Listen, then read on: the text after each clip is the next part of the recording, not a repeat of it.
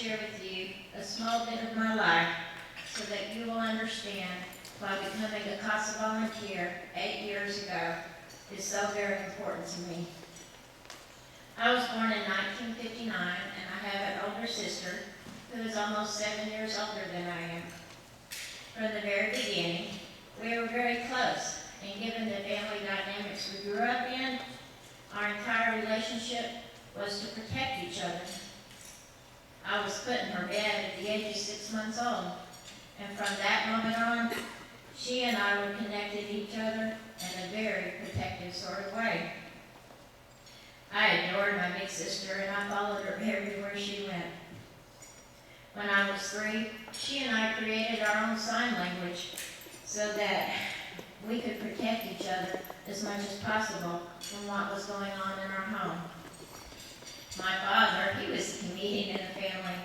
Often he'd be cracking jokes, which helped keep some normalcy in our home.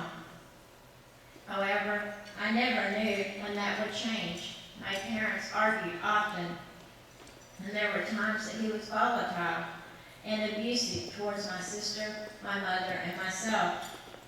My dad beat my mother so often, and my sister and I created our own unique way of handling it. When my dad would start physically beating my mother, my sister would call our grandparents, who lived in another city, and they in turn would call the police.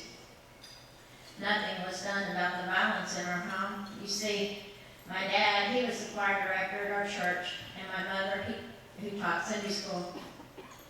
And I was taught never to utter a word of what was happening in our home. At the age of 3, my joints began to swell, and by the time I was 5 years old, I couldn't even put my feet together because my knees were so swollen. My parents continued to refuse me any medical care, and the school grew increasingly afraid that I was going to get hurt on the playground. Finally, the school officials demanded that my parents take me to the doctor, and after many tests, the result was JRA, juvenile rheumatoid arthritis. My parents, however, refused to allow the doctors to treat my JRA. When I broke my hip at 15, it took my parents almost 3 days to take me to a hospital. My hip was so twisted that I was transferred to Dallas to a trauma hospital, and I was put in traction so the doctors could manually twist my hip back into place. Then I underwent surgery to screw my broken hip back into place. I was told that I would never walk again. I was bound and determined at 15 to prove them wrong. Fast forward to today, I have now had 54 joint replacement surgeries, starting at the age of 19. I will continue to have more as my joints wear out. My disability made me an easy target for sexual abuse. Stats show that children with disabilities have a 3.4 chance of being sexually abused than children without disabilities. As difficult as it was to live in the physical pain, it didn't come close to the emotional pain that I grew up in. The greatest impact in my life was being sexually abused by my mother from an infant until I moved out of college. Even still, in 2013, very few people talk about mothers who sexually abuse their children, and there's still very little written on it. That taboo keeps survivors like myself locked in their own world of pain, afraid that they won't be believed. This is my story of pain, survival, and why I became a CASA volunteer. The sexual abuse by my mother started when I was a baby. My sister recalls coming around the corner, not understanding what my mother was doing to me. At the age of 3, my mother began to molest me with a woman who was a doctor. This woman would molest me with my mother there, and my mother participated, and at times my mother would leave me there alone, and the doctor would molest me by herself. At the same time, my mother began forcing laxatives down me in order to make it easier to abuse me. The result was by the time I was 15, I weighed 50 pounds, which is documented by my school records. At the age of 8, my parents moved to Texas, and I suppose in my 8-year-old mind, I thought moving to Texas would change things. It didn't. Moving just became a staple in my life. I went to a total of 14 schools growing up.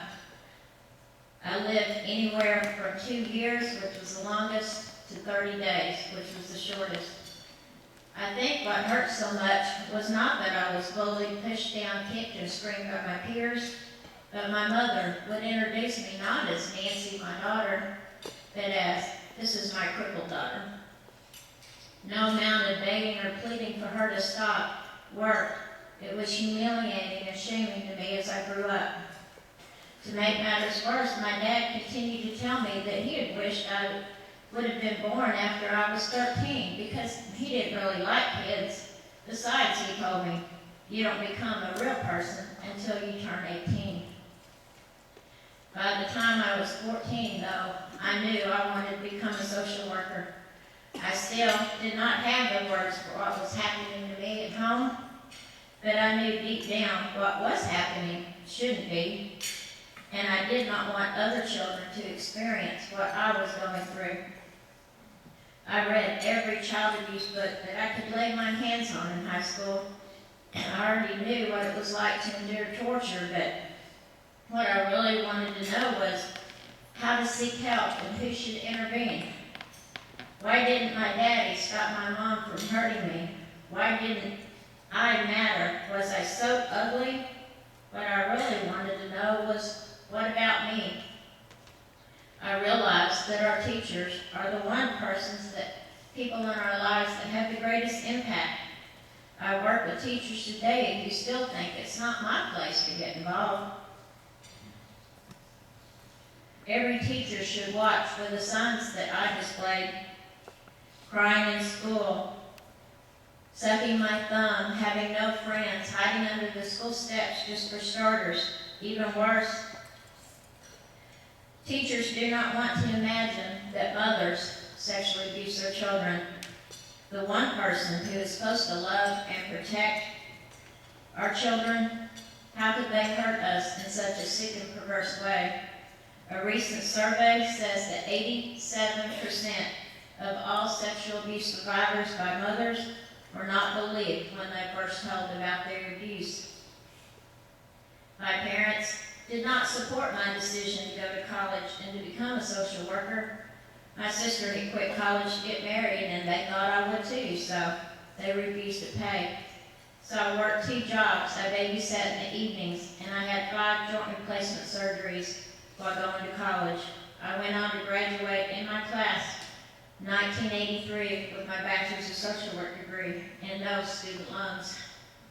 I married my husband Robert at 21, and in 2 weeks we will be married 32 years. I had 3 miscarriages due to the sexual abuse. We have one beautiful daughter now, Bethany, who is 26 and who is also a social worker.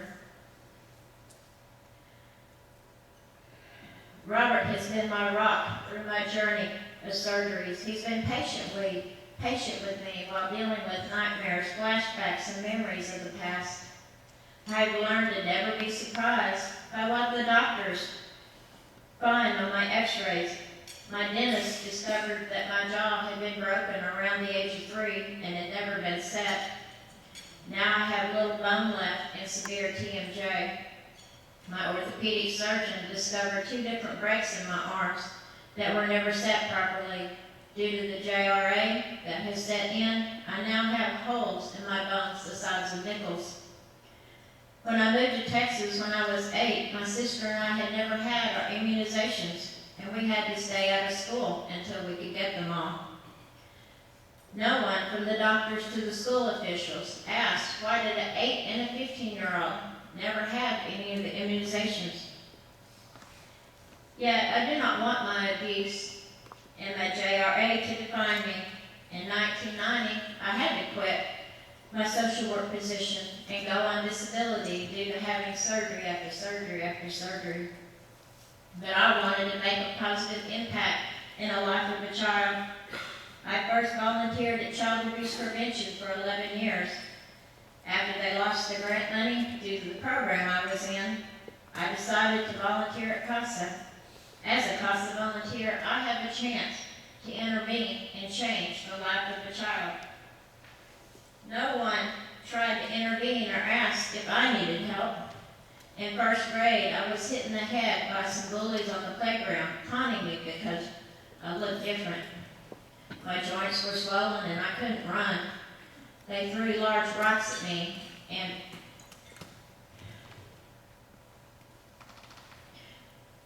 I ended up with a rather large hole in my forehead. It was obvious it needed stitches, and for 2 weeks the teacher asked me why hadn't they taken me to the doctor to get stitches. I was 7 years old, and I knew if I told her, I would be in more trouble at home. Tears streaming down my face, I looked at the floor, not saying one word. No one asked me why I jumped at every sound, or why I wet my panties in school, or why I was afraid to ask for help in class. No one stopped the children, the bullies, for taunting me, tripping me, and slamming into walls. I had been taught to never, ever talk about the abuse at home, and all I really wanted to be was just be invisible. I was silently, desperately asking for help, but no one was listening. There was no intervention for me, and I paid a high price for that.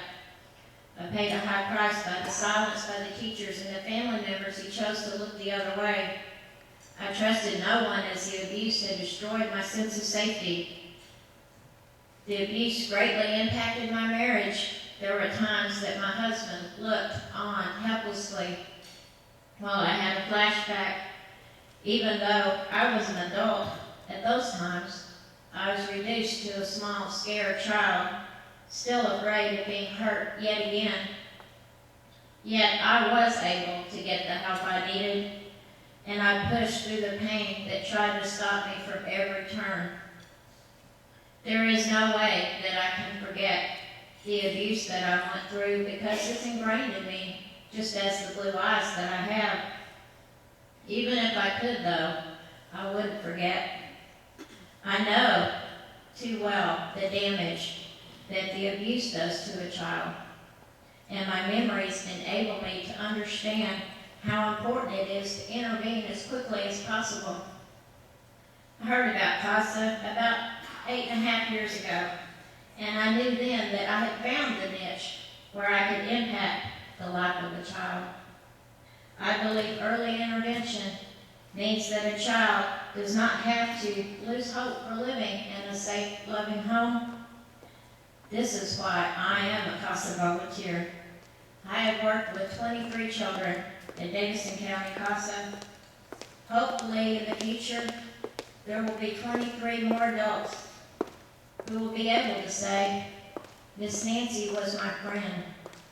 Miss Nancy listened to me, and Miss Nancy believed me. All of you here have the chance to change a child's life so that one day a child can say, I had a CASA volunteer who listened. I had a CASA volunteer that believed what was happening to me. I hope that in hearing my story today, you will not see the destruction that I endured, that you will see that I'm a sexual abuse survivor and a thriver. I believe that every day I am able to intervene in a child's life, it is a day a child is listened to. It is a day a child is believed, and a day a child can go to bed, sleep soundly, and know he is truly safe. Thank you.